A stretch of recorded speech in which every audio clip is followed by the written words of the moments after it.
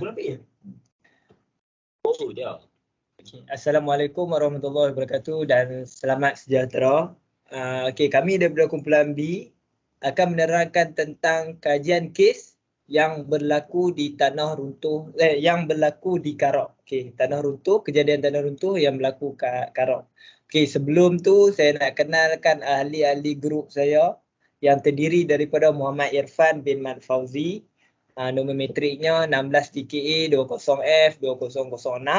Seterusnya Wardina Balkis binti Zulkifli 16 DKA 20F 2012. Dan saya sendiri Ilyas bin Ibrahim 16 DKA 20F 2016. Dan yang terakhir saudara Muhammad Anas bin Muhammad Jelani 16 DKA 20F 2017. Dan tak lupa juga untuk nama pensyarah iaitu Puan Azalina binti Khalil. Seterusnya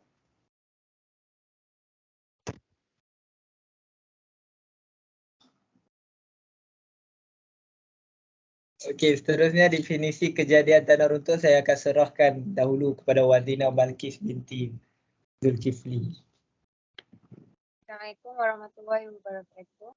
Saya akan terangkan definisi kejadian tanah runtuh.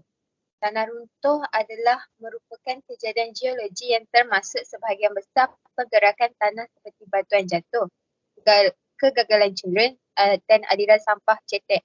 Tanah runtuh merupakan salah satu tragedi yang berkait dengan kegelonsaran tanah dan boleh menyebabkan kematian. Punca kejadian tanah runtuh di tempat ini adalah disebabkan oleh aktiviti pembalakan haram yang semakin meluas.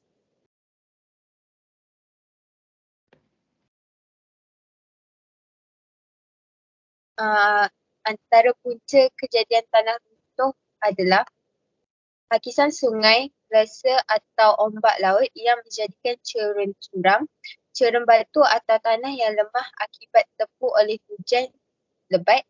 Ketiga, gempa bumi yang menghasilkan ketegangan yang menyebabkan cerun lemah runtuh. Keempat adalah disebabkan tekanan air bawah tanah yang bertindak menjadikan cerun tidak stabil.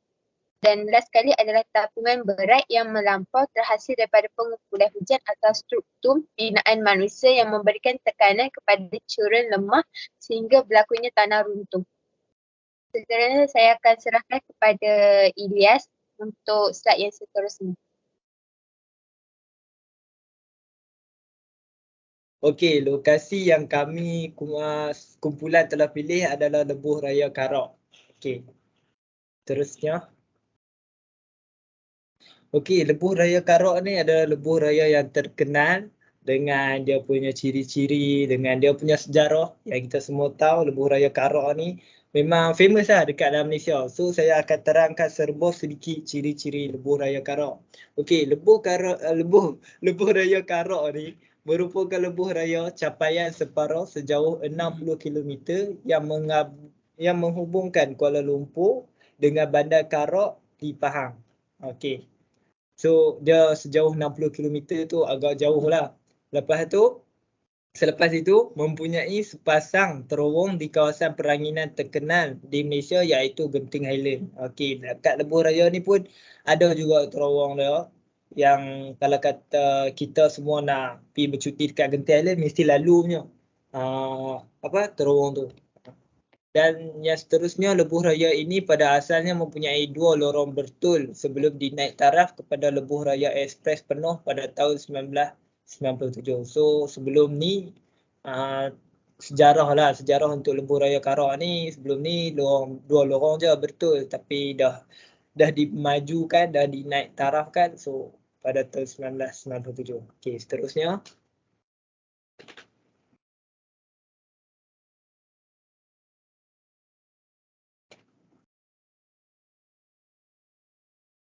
Pengiraan force ataupun FOS, Factor of Safety. Pengiraan force adalah berdasarkan keseimbangan had, model kestabilan cerun tak terhingga untuk tanah runtuh centek dan dengan mengambil kira keadaan tanah sisa tak tepu biasa di Malaysia.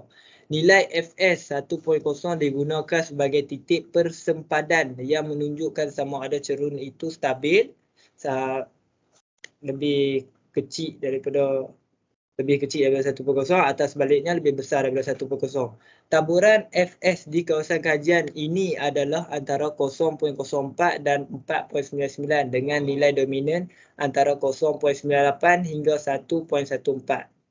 Okey, ini untuk pengiraan FOS yang berlaku dekat dengan tempat kajian kami. Okey, untuk seterusnya rumusan nilai FOS saya akan serahkan kepada Muhammad Irfan bin Mak Fauzi. Okay, Assalamualaikum. Saya Muhammad Irfan bin Mak Fauzi, nombor matrik 16 DKA 20F2006. Okey, saya akan sambung sedikit berkenaan dengan rumusan nilai FOS yang tadi kita dah dapat.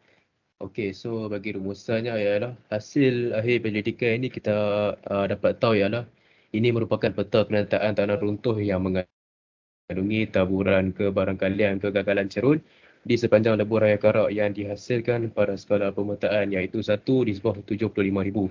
Okey, kalau kita tengok, kalau kita tengok sini maksud dia kata lebur raya Karak ni merupakan dia mempunyai satu masalah lah iaitu kegagalan cerun di sepanjang lebur raya lah. Ni dia punya rumusan nilai FOS. Okey, selesai berkenaan dengan nilai FOS, kita akan masuk kepada cara untuk mengatasi tanah runtuhnya. Okey,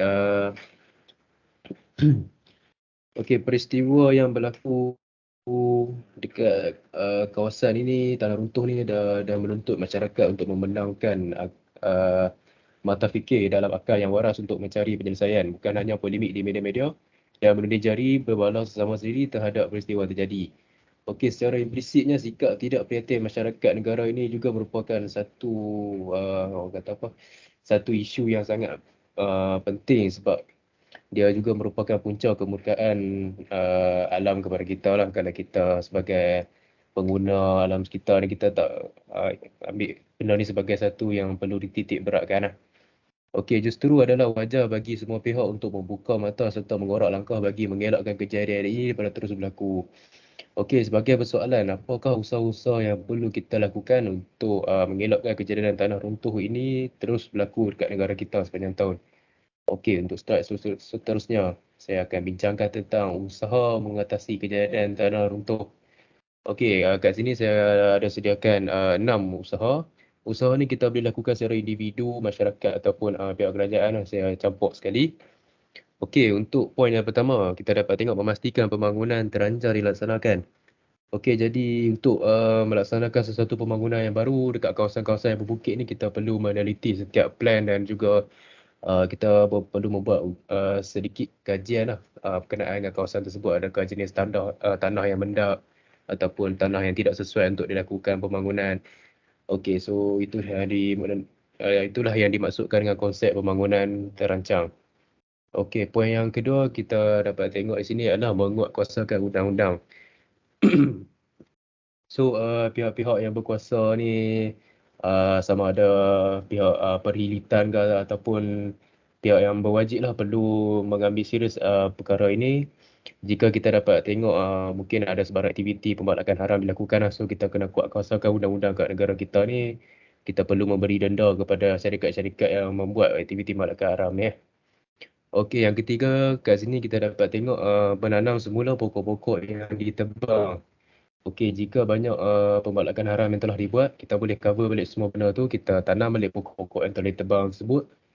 Kita dapatlah kuatkan struktur tanah tu daripada kejadian tanah runtuh lah. Okey, poin yang keempat ialah membina sistem peparitan yang efisien. Okey, sistem peparitan juga satu aspek yang penting untuk kita bina jalan sebab kalau sistem peparitan ni yang jenis senang tersumbat ataupun tak efisien, dia akan mengakibatkan longkang tersumbat, lepas tu air naik dan mungkin boleh menjadi faktor kepada tanah runtuh yang teruk. Okey, seterusnya menyelenggara parit dan jalan raya secara berkala. So macam tadilah sistem peparitan tu yang kita perlu selenggara kalau ada masalah dari segi teknikal ke apa gitu. So pihak berwajib ni perlulah melaksanakan penyelenggaraan.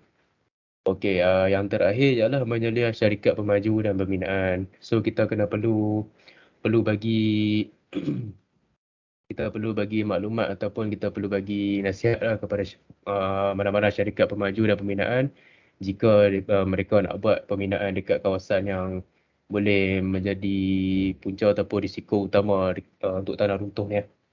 Okey. Okey, kita dapat tengoklah nilai FOS dengan usaha.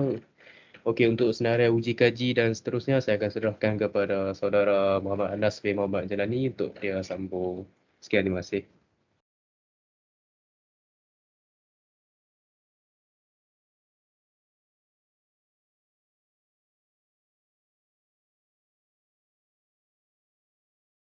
Mudah ni. Okey, sekarang saya akan membentangkan tentang senarai uji kaji yang ada dekat tanah runtuh tu ataupun 3 aktiviti uji kaji yang terdapat kat situ lah. Okey, first yang pertama adalah ujian pengelasan tanah dan indeks. Nombor 2 adalah ujian pengukuhan satu dimensi. Nombor 3 adalah ujian kekuatan licin. So untuk ujian pengelasan tanah dan indeks ni adalah kandungan lembapan berdasarkan spek-spek yang tertentu lah, iaitu BS 1377/2/1990 pasal 3. So walau bagaimanapun sedikit ubah sesuai dilakukan, iaitu 2 sampel lah, masing-masing dikeringkan dalam oven. Dalam oven tu pada suhu 110 darjah Celsius ataupun lebih kecil, iaitu 50 darjah Celsius seperti yang dijelaskan oleh Fori 1997. Okey, dia ikut spek yang ditentukan lah.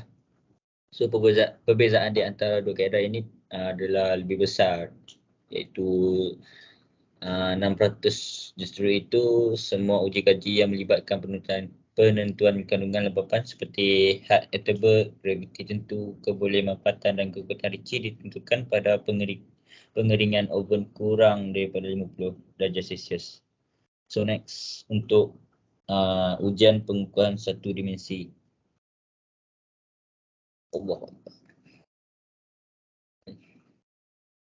So ujian ni dijalankan berpandukan spek itu, iaitu BS bala-bala. Sampel tanah ni dari tiub pan sampel berdiameter dalaman 60 mm dan panjang dia 600 mm. Dikeluarkan dari tiub dan sampel menggunakan mesin penyempit mendetar. So saya akan terangkan step by step ada buat uji kaji ni. Tanah yang diperlukan untuk penyediaan sampel pengukuhan dipotong menggunakan darah halus. Seterusnya, sampel bagi ujian pengukuhan berdiameter 50 mm dan 20 tingginya disediakan dengan menolak kelang pengukuh yang disapu gris pada bahagian permukaan ke dalam tanah yang telah dipotong. So ni detail-detail lah. Okay, next untuk ujian kekuatan licin.